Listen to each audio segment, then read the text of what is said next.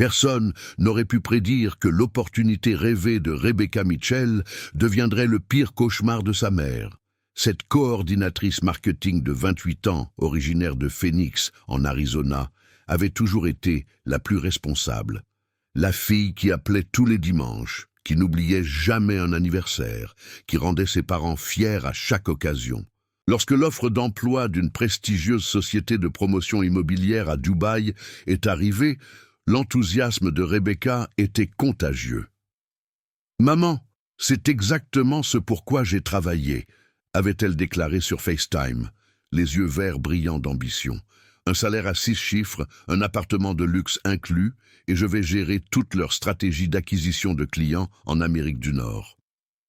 Sa mère, Patricia Mitchell, enseignante à la retraite, avait des réserves. Dubaï semblait incroyablement loin, à 11 000 km et 10 fuseaux horaires de leur tranquille maison de banlieue. Mais Rebecca avait fait ses recherches. Elle a montré à sa mère le site web de l'entreprise, les critiques élogieuses sur Glassdoor, le contrat signé avec les cachets officiels du gouvernement. « Il s'occupe même de mon visa, maman. Tout est légal. C'est ma chance de vraiment faire quelque chose de ma vie. » L'entreprise, Oasis Elite Properties, semblait irréprochable. Son compte Instagram présentait de superbes projets immobiliers en bord de mer, des témoignages d'acheteurs internationaux satisfaits et une équipe de professionnels souriants en costume impeccable. Le PDG, un homme nommé Marcus Hartwell, avait personnellement interviewé Rebecca par appel vidéo. Accent britannique, costume coûteux, tous les signes de la réussite. Ce que Patricia ignorait, et ce que Rebecca elle-même ne savait pas, c'est que chaque détail avait été soigneusement orchestré. Le site web avait été créé 4 mois plus tôt.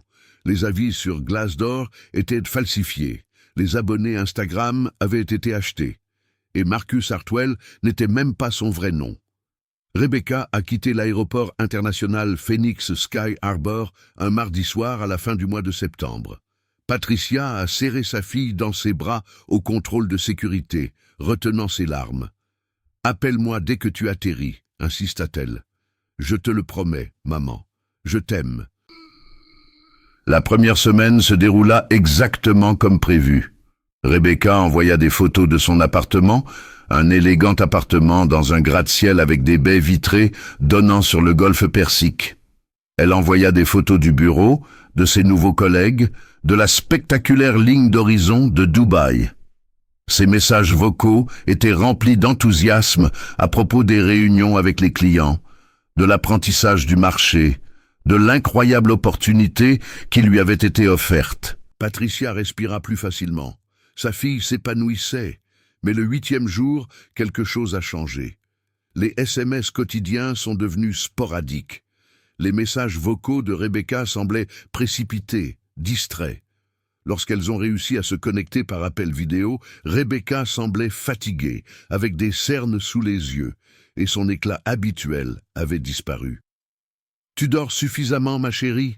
demanda Patricia lors d'un appel. « Je vais bien, maman. Je m'adapte juste à la charge de travail. Le décalage horaire est terrible. » Rebecca sourit, mais ses yeux ne suivirent pas. « Je dois y aller.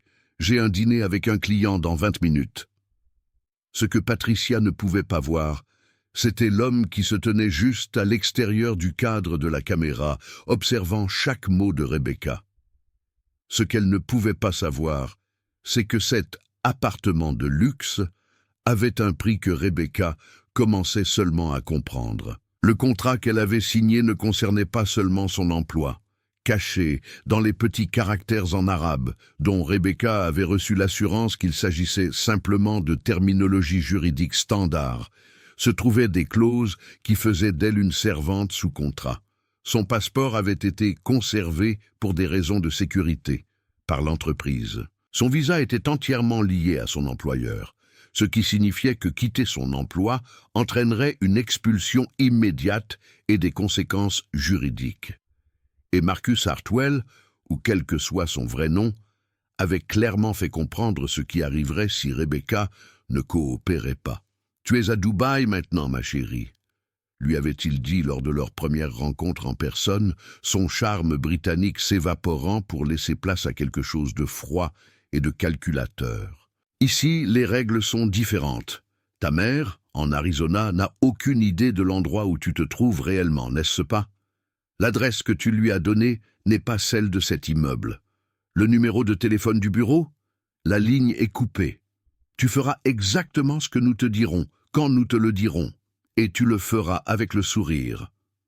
L'activité réelle d'Oasis Elite Properties n'avait rien à voir avec l'immobilier. Il s'agissait d'une opération sophistiquée qui exploitait les travailleurs étrangers, principalement des jeunes femmes, en utilisant le système de parrainage Kafala qui donnait aux employeurs un pouvoir énorme sur la vie de leurs employés.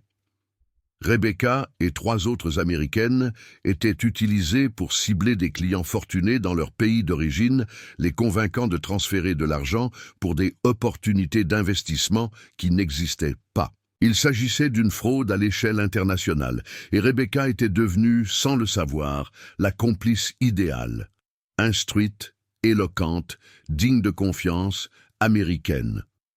Au bout de 3 semaines, l'inquiétude de Patricia s'était transformée en alarme. Les communications de Rebecca étaient devenues encore plus irrégulières. Les appels vidéo étaient toujours brefs, toujours accompagnés d'excuses liées à ses obligations professionnelles. Sa fille semblait plus maigre, plus pâle, anxieuse. « Rebecca, ma chérie, tu es sûre que tout va bien ?» insista Patricia lors d'un appel particulièrement court. « Tu peux me dire si quelque chose ne va pas. Si tu veux rentrer à la maison, nous trouverons une solution. » Pendant un instant, la façade soigneusement entretenue par Rebecca s'est fissurée. Ses yeux se sont remplis de larmes, sa lèvre a tremblé. Mais elle a alors détourné le regard de la caméra et le masque s'est remis en place. « Maman, je vais bien, vraiment. Je suis juste fatiguée. Ce travail est exigeant, mais ça en vaut la peine. » Elle a forcé sa voix à paraître enjouée. « Je t'appellerai ce week-end, d'accord? Je te le promets. Je t'aime. » L'appel prit fin brusquement. Patricia était assise dans son salon à Phoenix, les yeux rivés sur son téléphone, son instinct maternel lui criant que quelque chose n'allait vraiment pas. Mais que pouvait-elle faire? Sa fille était adulte, elle vivait dans un pays étranger et affirmait qu'elle allait bien. Elle n'avait aucun moyen de savoir que Rebecca était surveillée 24 heures sur 24, 7 jours sur 7, que toutes ses communications étaient contrôlées, que son passeport était enfermé dans un coffre-fort, que les collègues dont elle avait parlé étaient d'autres femmes piégées, vivant dans la peur.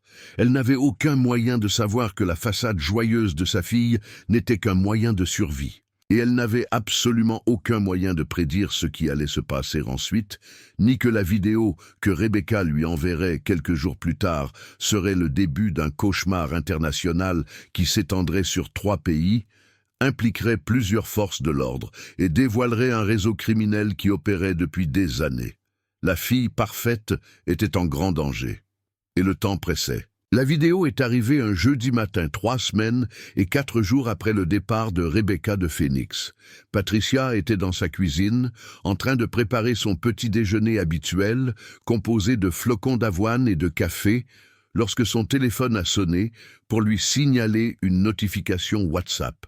Le nom de Rebecca est apparu à l'écran, et le cœur de Patricia s'est rempli de soulagement. Enfin, un vrai message de sa fille. Elle a ouvert le fichier vidéo. Rebecca apparut à l'écran, assise dans ce qui semblait être son appartement. Les baies vitrées derrière elle laissaient voir la silhouette de Dubaï qu'elle avait partagée dans des photos précédentes.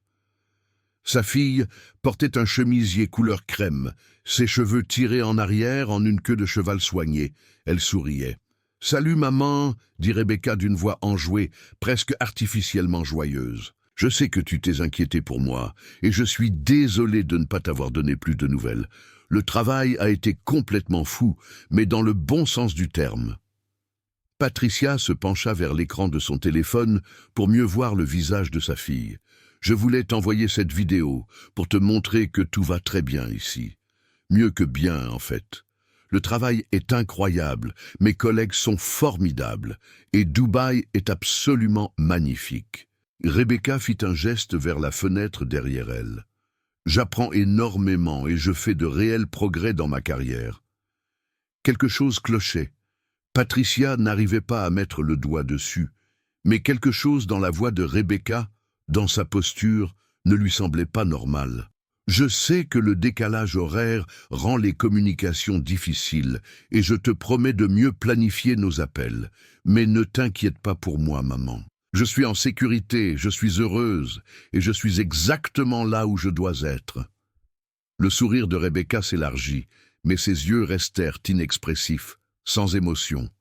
Je t'aime tellement. Embrasse papa pour moi. À bientôt. La vidéo s'est terminée. Patricia l'a rejouée, encore et encore. Chaque visionnage renforçait son malaise. Les mots étaient justes, exactement ce qu'une mère voudrait entendre de la part de sa fille vivant à l'étranger. Mais tout le reste n'allait pas. Le sourire de Rebecca n'atteignait jamais ses yeux. Ses mains, visibles un instant alors qu'elle gesticulait, tremblaient légèrement. Et là, Patricia mit la vidéo en pause et zooma. Était-ce un bleu sur le poignet gauche de sa fille, partiellement caché par sa manche? Mais ce qui terrifiait vraiment Patricia était quelque chose que la plupart des gens ne remarqueraient jamais. Quelque chose que seule une mère qui avait élevé Rebecca depuis sa naissance pouvait percevoir. La main droite de Rebecca, posée sur ses genoux, faisait un geste. Cela semblait naturel, comme si sa fille avait simplement posé sa main là. Mais Patricia l'a immédiatement reconnu. C'était un signal qu'elles avaient créé lorsque Rebecca avait 12 ans, après avoir regardé un reportage sur un enlèvement. Si jamais tu as des ennuis et que tu ne peux pas le dire à voix haute, avait dit Patricia à sa fille il y a toutes ces années, fais simplement ceci. Elle avait montré à Rebecca un geste spécifique de la main, le pouce replié sous l'index et le majeur, les autres doigts tendus. Un signal silencieux pour demander de l'aide. Et c'était bien cela, sur la vidéo. La main de Rebecca formant exactement ce geste, tandis que sa voix affirmait que tout allait bien. La tasse de café de Patricia lui glissa des mains et se brisa sur le sol de la cuisine. Sa fille était en danger, en grand danger, et elle essayait de le communiquer de la seule manière dont elle était capable. En moins de 15 minutes, Patricia avait appelé son mari Gérald à son bureau. En moins de 30 minutes, ils avaient contacté la police de Phoenix. En moins d'une heure, ils étaient assis en face de l'inspectrice Sarah Chen, essayant d'expliquer pourquoi une vidéo de leur fille affirmant qu'elle allait bien les avait convaincus qu'elle était en danger de mort. « Madame Mitchell, je comprends votre inquiétude, » dit doucement l'inspectrice Chen. « Mais ce que je vois ici, c'est une jeune femme qui semble en bonne santé et qui dit explicitement qu'elle va bien. » « Vous ne comprenez pas, » insista Patricia en repassant la vidéo et en faisant une pause sur la main de Rebecca. « Ce geste, c'est quelque chose que nous avons créé quand elle était enfant. Cela signifie qu'elle a des problèmes, mais qu'elle ne peut pas le dire. » Le détective Chen examina l'image figée. « Avec tout le respect que je vous dois, il s'agit peut-être simplement de la façon dont elle posait sa main. Vous avez vous-même dit que votre fille était une adulte qui avait déménagé volontairement à Dubaï pour son travail, sans preuve d'un crime. Elle a un bleu au poignet. » Patricia désigna l'écran. « Qui pourrait provenir de n'importe quoi. Madame Mitchell, Monsieur Mitchell, je sais que c'est difficile. Votre fille est loin de chez elle, et il est naturel de s'inquiéter.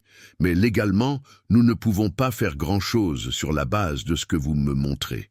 Elle n'est pas mineure, elle n'a pas été portée disparue, et elle communique activement pour dire qu'elle va bien. » Gérald se pencha en avant, se pencha. « Et si vous vous trompiez, et si notre fille était retenue contre son gré, et que lorsque vous décidiez qu'il y avait suffisamment de preuves, il était trop tard. » L'expression du détective Chen s'adoucit. « Je comprends. Ce que je peux faire, c'est contacter l'ambassade des États-Unis à Dubaï pour leur faire part de vos inquiétudes. Ils peuvent vérifier que votre fille va bien. Mais au-delà de ça, je ne peux rien faire. » Ce n'était pas suffisant. Patricia savait que ce n'était pas suffisant, mais c'était tout ce qu'ils avaient. Cette nuit-là, Patricia ne parvint pas à dormir.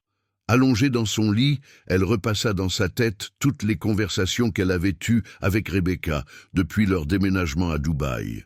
Toutes les petites incohérences qu'elle avait ignorées, les appels précipités, les réponses évasives, le déclin progressif de la personnalité habituellement dynamique de sa fille. À 2h47 du matin, le téléphone de Patricia vibra, signalant l'arrivée d'un SMS provenant d'un numéro international inconnu.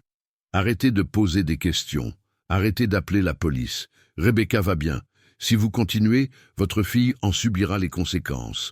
Elle est en sécurité tant que vous coopérez. Patricia sentit son sang se glacer. Elle montra le message à Gérald, qui appela immédiatement la ligne d'urgence du détective Chen. Cela changea tout. Il y avait désormais une preuve de menace. La police de Phoenix pouvait désormais intervenir officiellement. Le détective Chen contacta la division internationale du FBI qui fit appel à son attaché juridique à l'ambassade américaine d'Abu Dhabi. Mais les rouages de la justice internationale tournent lentement et Rebecca n'avait pas le temps. De retour à Dubaï, Rebecca payait le prix de la vidéo de sa mère. Marcus Hartwell avait visionné les images avant d'autoriser leur diffusion. Il avait approuvé chaque mot du script que Rebecca avait été contrainte de mémoriser. Mais il n'avait pas remarqué le signe de la main. Pourquoi l'aurait-il fait? C'était un secret entre mère et fille, créé 16 ans auparavant. « Ta mère a appelé la putain de police », grogna Marcus, son accent britannique chargé de rage. Il se tenait dans l'appartement de Rebecca, l'appartement qu'elle n'avait plus le droit de quitter, brandissant son téléphone pour lui montrer l'alerte qu'il avait reçue de son contact aux États-Unis. « Qu'as-tu fait ? Quel signal lui as-tu envoyé ?» Le visage de Rebecca était impassible, même si la peur coulait dans ses veines. « Je n'ai rien fait. J'ai dit exactement ce que tu m'avais dit de dire. » Marcus la gifla, et le choc la fit trébucher contre le mur. « Ne me mens pas, putain. Nous avons des gens qui la surveillent. Elle est allée voir la police moins d'1 heure après avoir reçu cette vidéo. Que lui as-tu dit ?»« Rien, » insista Rebecca, sentant le goût du sang dans sa bouche. « Je te jure, j'ai dit exactement... » « Montre-moi tes mains, dans la vidéo, montre-moi exactement ce que tu as fait avec tes mains. » L'esprit de Rebecca tournait à toute vitesse. Si elle lui montrait le signe, il comprendrait. Mais si elle refusait, il saurait de toute façon que quelque chose n'allait pas. Elle prit une décision en une fraction de seconde et positionna ses mains différemment de ce qu'elle avait fait dans la vidéo, en espérant qu'il ne le remarquerait pas. Marcus examina ses mains, puis sortit la vidéo sur son téléphone pour comparer. Il plissa les yeux. « Ce n'est pas la même chose. Tu mens. » Il attrapa Rebecca par la gorge et la plaqua contre la fenêtre. La ligne d'horizon de Dubaï scintillait sous leurs pieds, 43 étages plus bas. « Tu te crois maligne? Tu penses que ta maman peut te sauver d'ici? On n'est pas en Amérique, princesse. Dans ce pays, tu m'appartiens. Ton visa, ton passeport, toute ton existence ici m'appartiennent. » Rebecca avait du mal à respirer. Des taches noires dansaient devant ses yeux. « Voici ce qui va se passer, » continua Marcus d'une voix d'un calme mortel. « Tu vas envoyer une autre vidéo. Et cette fois, il n'y aura pas de trucs, pas de signaux, pas de messages cachés. Tu vas convaincre ta mère que tout va bien et tu vas lui dire d'arrêter de contacter les autorités. Si tu ne le fais pas, s'il y a le moindre signe que quelque chose ne va pas. » Il relâcha sa gorge, la laissant s'effondrer sur le sol, haletante. « Nous avons des associés à Phoenix. Ta mère vit seule pendant la journée pendant que ton père travaille, n'est-ce pas? Ce serait dommage qu'il lui arrive quelque chose. Un accident, un cambriolage. Ce genre de choses arrive. » Rebecca le regarda à travers ses larmes, comprenant toute l'étendue de son cauchemar. Ils ne se contentaient pas de la retenir captive, ils utilisaient sa famille comme moyen de pression. Toute tentative d'appeler à l'aide mettrait sa mère en danger. Elle était piégée à tous les niveaux. « Nous sommes d'accord ?» demanda Marcus. Rebecca acquiesça, vaincue. « Bien, demain tu feras une autre vidéo, et elle sera parfaite. Ensuite, nous te transférerons dans un nouvel endroit. Le petit rapport de police de ta mère a rendu cet appartement trop risqué. Là où tu iras, il n'y aura pas de fenêtre avec une jolie vue sur les toits. Il n'y aura pas d'accès au réseau mobile. Et il n'y aura certainement aucune possibilité d'envoyer de petits signaux astucieux. Il se dirigea vers la porte, puis se retourna. Oh, et Rebecca, 2 autres filles ont essayé de s'enfuir le mois dernier. Nous les avons retrouvées en moins de 6 heures. L'une d'elles est à l'hôpital avec 2 jambes cassées. L'autre, il sourit froidement. Eh bien, elle n'enverra plus de signaux à qui que ce soit. La porte se referma derrière lui, et Rebecca entendit le verrou s'enclencher de l'extérieur. Elle rampait jusqu'à la salle de bain, vomissant de peur et de douleur. Assise sur le sol carrelé froid, elle prit conscience de l'horreur de sa situation. Sa mère avait reçu son signal. De l'aide était censée arriver. Mais cette aide n'avait fait qu'empirer les choses. Et maintenant, quelque part à Phoenix, sa mère était également en danger. Rebecca devait trouver un moyen de régler cette situation. Mais comment pouvait-elle sauver sa mère alors qu'elle était emprisonnée à plus de 11 000 kilomètres de là? L'agent spécial du FBI, Marcus Rivera, avait déjà traité de nombreux cas d'enlèvements internationaux, mais quelque chose dans le dossier Mitchell le troublait depuis le moment où il était arrivé sur son bureau. Une Américaine de 28 ans, employée à Dubaï, envoyait des vidéos à sa famille pour leur dire qu'elle allait bien. Mais sa mère insistait sur le fait qu'elle était en danger, se basant sur un signe de la main appris dans son enfance. Cela ressemblait à de la paranoïa parentale, sauf qu'un SMS menaçant suivit. Ce message changea tout. Rivera a immédiatement contacté l'attaché juridique de l'ambassade américaine à Abu Dhabi, une ancienne analyste de la CIA très perspicace nommée Kate Brennan. En quelques heures, Brennan coordonnait ses efforts avec la police de Dubaï, mais la réponse était frustrante, tant elle était bureaucratique. L'entreprise existe sur le papier, a rapporté Brennan à Rivera lors d'un appel sécurisé. Oasis Elite Properties dispose d'un enregistrement commercial en bonne et due forme, d'un numéro d'identification fiscale, tout y est. En apparence, tout semble légitime. Et les antécédents professionnels de Rebecca Mitchell? A demandé Rivera. Elle est entrée légalement dans le pays avec un visa de travail parrainé par l'entreprise. Il n'y a aucun signal d'alerte dans le système d'immigration. Et voici le problème, Marcus. La police de Dubaï ne bougera pas sans preuve concrète d'un crime. Une mère inquiète en Arizona ne suffit pas. Rivera s'est adossé à sa chaise, frustré. Alors, qu'est-ce qu'on fait? J'envoie quelqu'un vérifier qu'elle va bien. Officiellement, il s'agit juste d'une visite de routine de l'ambassade à une citoyenne américaine à l'étranger. Mais j'ai une idée. La personne envoyée par Brennan n'était pas un fonctionnaire d'ambassade classique. Yasmine Al-Rachid était une ressortissante émirassie qui travaillait comme attachée culturelle pour l'ambassade, mais sa véritable valeur résidait dans ses relations au sein du monde des affaires de Dubaï et dans son instinct pour repérer les opérations de traite d'êtres humains. Yasmine est arrivée au bureau d'Oasis Elite Properties un lundi matin, vêtue d'une tenue professionnelle impeccable, avec des documents officiels de l'ambassade demandant à rencontrer leur employée américaine, Rebecca Mitchell.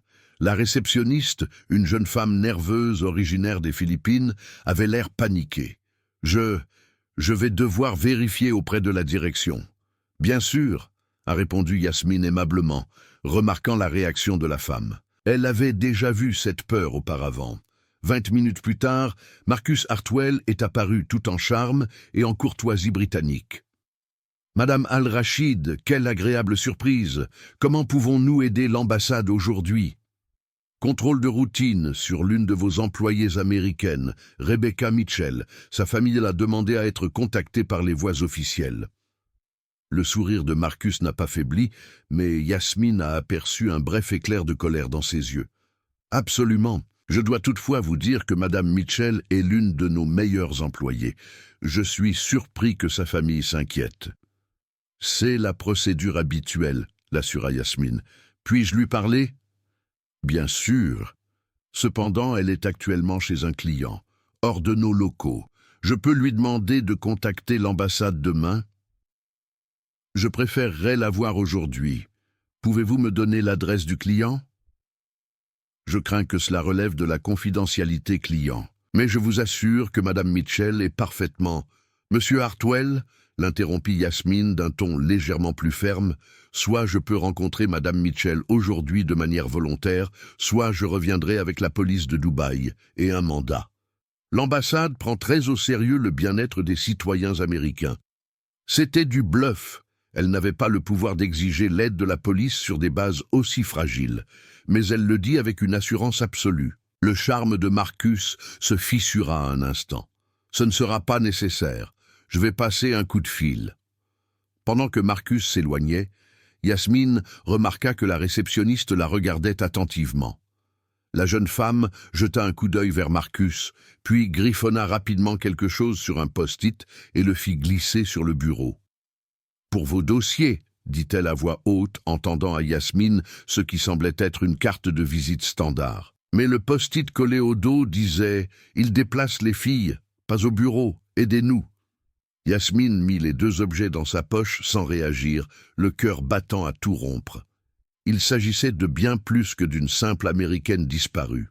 Marcus revint, le sourire fermement remis en place. « Madame Mitchell vous retrouvera au Creek Park Café dans 1 heure.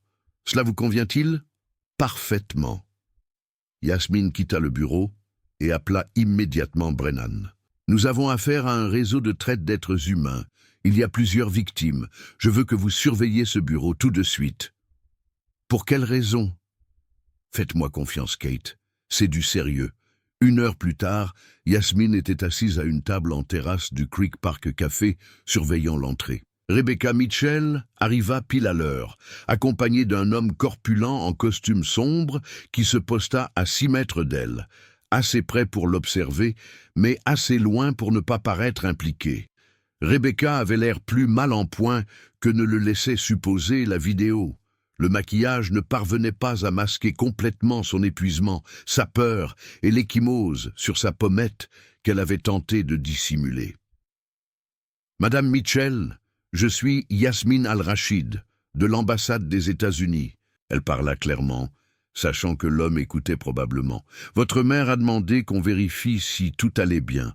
Comment vous sentez-vous » Rebecca répondit avec prudence. « Je vais bien. Je ne sais pas pourquoi ma mère s'inquiète. Tout va bien ici. » Mais ses yeux racontaient une autre histoire.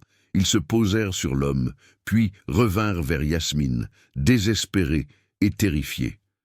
Yasmine se pencha en avant et baissa la voix.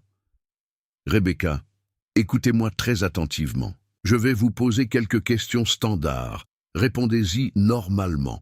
Mais si vous êtes en danger et que vous ne pouvez pas le dire, je veux que vous commandiez une boisson spécifique lorsque le serveur viendra. Commandez un thé à la menthe si vous avez besoin d'aide. » L'expression de Rebecca ne changea pas, mais Yasmine vit ses mains trembler. Le serveur s'approcha. « Que puis-je vous servir, mesdames ?» Yasmine commanda un café turc. Rebecca hésita un instant, jetant un coup d'œil à son garde, puis revenant vers Yasmine. « Un thé à la menthe, s'il vous plaît » dit-elle doucement. Yasmine garda son sang-froid et poursuivit la conversation comme si de rien n'était. « Votre mère m'a dit que vous travaillez de longues heures. Ce travail correspond-il à vos attentes ?»« Oui, exactement, » répondit Rebecca, choisissant soigneusement chaque mot pour le garde. « L'entreprise est très accommodante. » Elles discutèrent encore pendant un quart d'heure, échangeant des banalités sur Dubaï, la météo, l'appartement de Rebecca. Mais pendant tout ce temps, Yasmine notait tout. La présence du garde, le langage corporel de Rebecca, les ecchymoses, la peur. À la fin de la rencontre, Yasmine se leva et serra la main de Rebecca.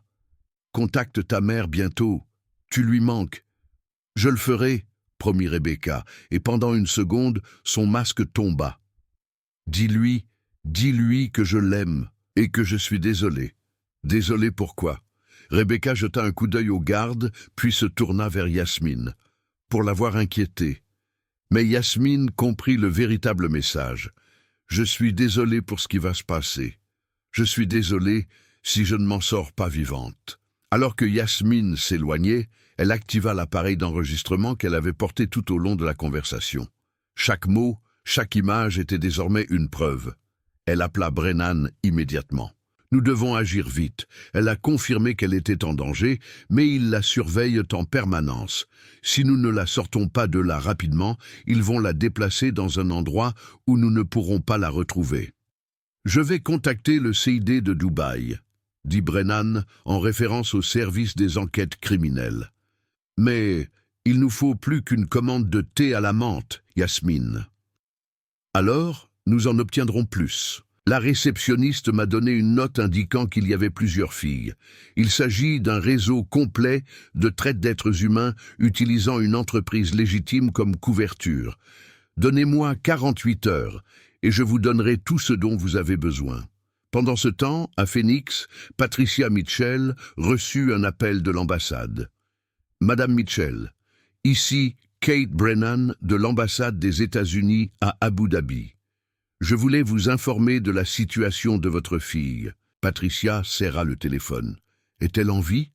Rebecca est-elle en vie? » « Oui, elle est en vie. Mais Madame Mitchell, nous avons des raisons de croire que votre fille est retenue contre son gré. Nous travaillons à son extraction, mais vous devez faire exactement ce que je vous dis. » Les mains de Patricia Mitchell tremblaient tandis qu'elle écoutait les instructions de Kate Brennan. « Madame Mitchell, vous allez recevoir d'autres messages de la part des personnes qui détiennent votre fille. Peut-être d'autres vidéos. Lorsque vous les recevrez, je veux que vous répondiez exactement comme ils vous le demandent. Ne contactez plus la police locale. Ne publiez rien sur les réseaux sociaux. Faites-leur croire que vous coopérez. Vous me demandez de ne rien faire alors que ma fille est en danger? » La voix de Patricia se brisa. « Je vous demande de nous faire confiance. Si ces personnes pensent que vous représentez une menace, elles emmèneront Rebecca dans un endroit où nous ne pourrons pas la retrouver. Ou pire. » Brennan fit une pause pour laisser ses paroles faire leur effet.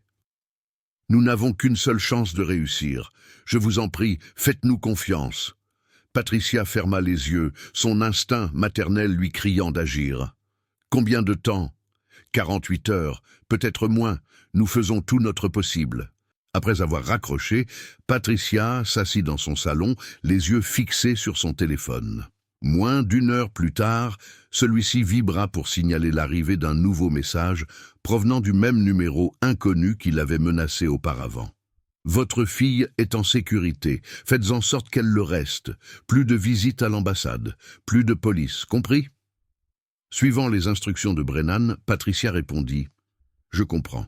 Je veux juste que ma fille soit en sécurité. Je ne contacterai personne d'autre. » « Bien. Rebecca vous appellera demain. Elle vous dira que tout va bien. Vous la croirez. Vous direz à votre mari d'arrêter de passer des appels. Sinon, il y aura des conséquences. » Patricia montra le message à Gérald et lui expliqua le plan de Brennan. Le visage de son mari s'assombrit de rage et d'impuissance, mais il acquiesça. « Nous faisons ce qu'ils disent. Nous faisons confiance au FBI. » Mais faire confiance signifiait attendre. Et attendre était une torture. À Dubaï, Yasmine Al-Rachid agissait plus rapidement qu'elle ne l'avait jamais fait dans sa carrière. La note de la réceptionniste mentionnait « Il déplace les filles », ce qui signifiait qu'il y avait plusieurs victimes et plusieurs lieux. Elle contacta un vieil ami, l'inspecteur Rachid Khalid, de l'unité de lutte contre la traite des êtres humains du CID de Dubaï.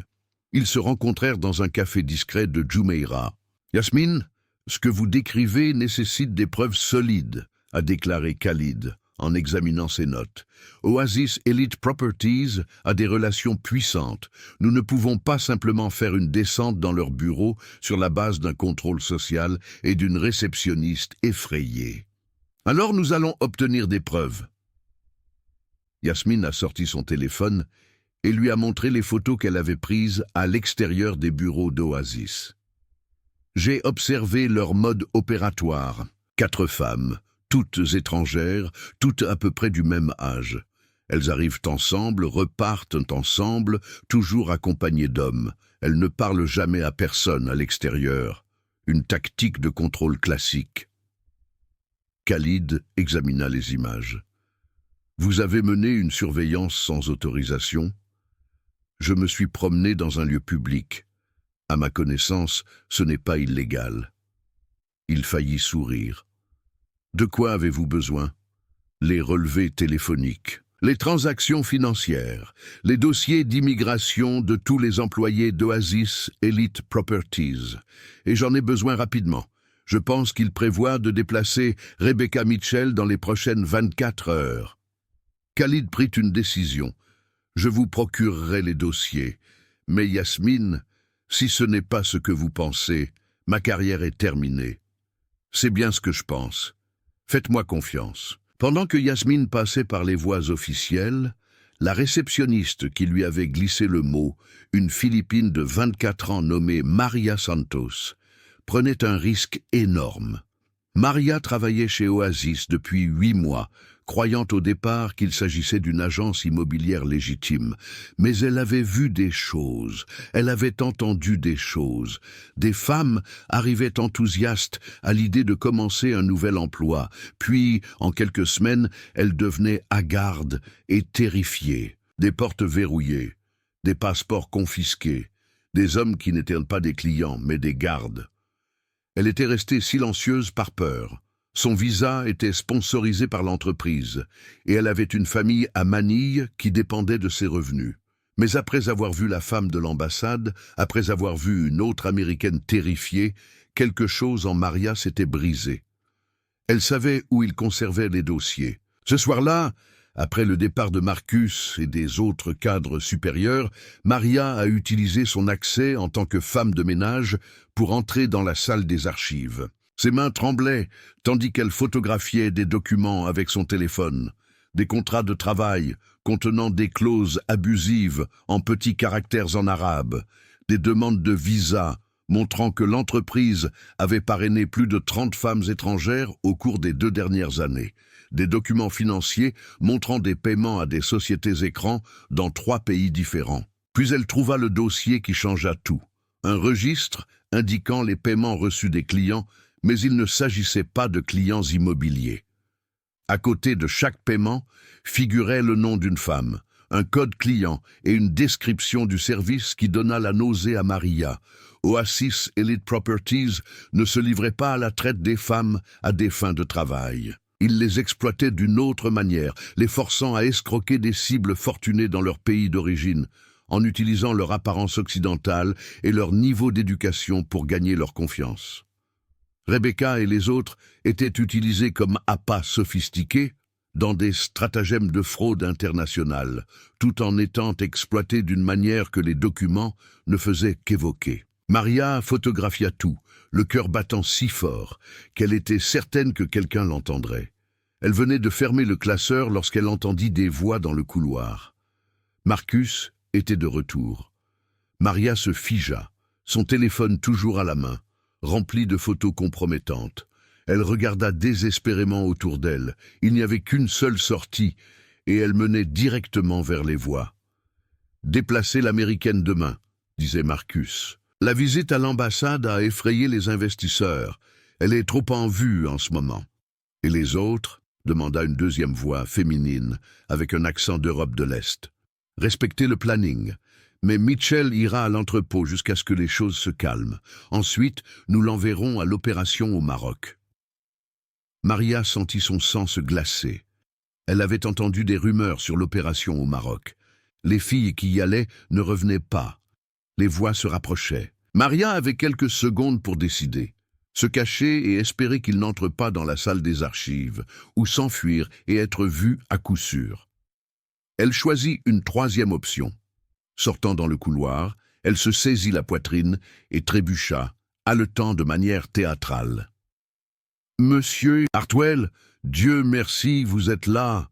Je travaillais tard et j'ai soudainement eu un vertige. Je crois que je fais une crise de panique. » Marcus était manifestement méfiant, mais Maria joua la comédie à la perfection, hyperventilant de manière convaincante, appuyée contre le mur. La femme qui l'accompagnait, une grande blonde que Maria reconnut comme étant la directrice des ressources humaines, semblait agacée. « Maria, tu ne devrais pas être ici si tard, » dit Marcus lentement. « Je sais, je suis désolé. Je finissais juste le classement que tu m'avais demandé. » Maria garda son téléphone caché dans sa poche, priant pour qu'il ne lui demande pas de le voir. « J'ai été très stressé ces derniers temps et ça m'a frappé d'un coup. Je suis vraiment désolé. » Marcus l'observa longuement, puis son expression se transforma en une inquiétude feinte. « Ce n'est pas grave. Pourquoi ne rentrez-vous pas chez vous? Nous vous appellerons un taxi. »« Merci, monsieur Hartwell. Je suis vraiment gêné. » Pendant que Marcus appelait un taxi, Maria réalisa qu'elle venait de se mettre dans le collimateur. S'il soupçonnait quelque chose, s'il vérifiait la salle des archives et remarquait quelque chose d'anormal, elle serait la prochaine sur la liste. Mais elle avait la preuve, et demain matin, elle la remettrait à la seule personne qui pourrait sauver Rebecca Mitchell et tous les autres, à condition qu'elle survive à la nuit. Dans son appartement fermé à clé, Rebecca fixait le script qu'on lui avait remis pour l'appel téléphonique qu'elle devait passer à sa mère le lendemain. Chaque mot était écrit, chaque pause indiquée, chaque émotion précisée. Elle était censée convaincre sa mère que la visite à l'ambassade était un malentendu, que tout allait pour le mieux, que Patricia devait cesser de s'inquiéter et surtout ne pas impliquer les autorités. Et si elle ne livrait pas la performance de sa vie, l'homme qui avait écrit le script avait été très clair. Sa mère en paierait le prix. Rebecca regarda une dernière fois la ligne d'horizon de Dubaï, sachant que demain, elle serait transférée dans un endroit sans fenêtre, sans aucune connexion avec le monde extérieur. Sa dernière chance d'appeler à l'aide était en train de disparaître. À moins qu'elle ne trouve un moyen de transformer cet appel téléphonique en quelque chose de plus qu'une simple prison. L'appel téléphonique était prévu à 6 heures du matin, heure de Dubaï, soit 22 heures à Phoenix. Rebecca était assise dans le bureau de Marcus, le scénario devant elle, ses yeux froids, observant chacun de ses mouvements. Le numéro de sa mère était déjà composé, la sonnerie retentissait. « Maman ?» La voix de Rebecca tremblait exactement comme prévu dans le scénario. « Rebecca, ma chérie, tu vas bien ?» Le soulagement de Patricia était palpable. « Je vais bien, maman, vraiment. Cette visite à l'ambassade était un malentendu. Mon patron voulait simplement s'assurer du bien-être de ses employés. Tout va très bien ici. » Marcus approuva d'un signe de tête, mais l'esprit de Rebecca tournait à toute vitesse. Le script disait de mettre fin à l'appel dans 2 minutes. 2 minutes pour se sauver ou se condamner à l'opération au Maroc. « Je suis si heureuse d'entendre ta voix, ma chérie, » continua Patricia, et Rebecca perçut la tension sous-jacente. Sa mère savait que quelque chose n'allait pas et attendait un signe. Rebecca prit une inspiration et s'écarta du script pour la première fois. « Maman, tu te souviens de cet été à Sedona, quand j'avais 16 ans et qu'on a fait une randonnée à Cathedral Rock ?» Marcus plissa les yeux. Cela ne figurait pas dans le script. Patricia retint son souffle. Il n'était jamais allé à Sedona. Rebecca n'avait jamais fait de randonnée à Cathedral Rock. C'était un mensonge délibéré et précis qui ne pouvait signifier qu'une seule chose. « Bien sûr que je m'en souviens, ma chérie, » répondit Patricia avec précaution, la main déjà tendue vers le 2e téléphone où Kate Brennan attendait en ligne. Marcus se précipita vers Rebecca, mais elle continua à parler, désespérée. « Nous avons vu ces rochers rouges, et tu as dit... » La ligne fut coupée. Marcus lui avait arraché le téléphone des mains, le visage déformé par la rage.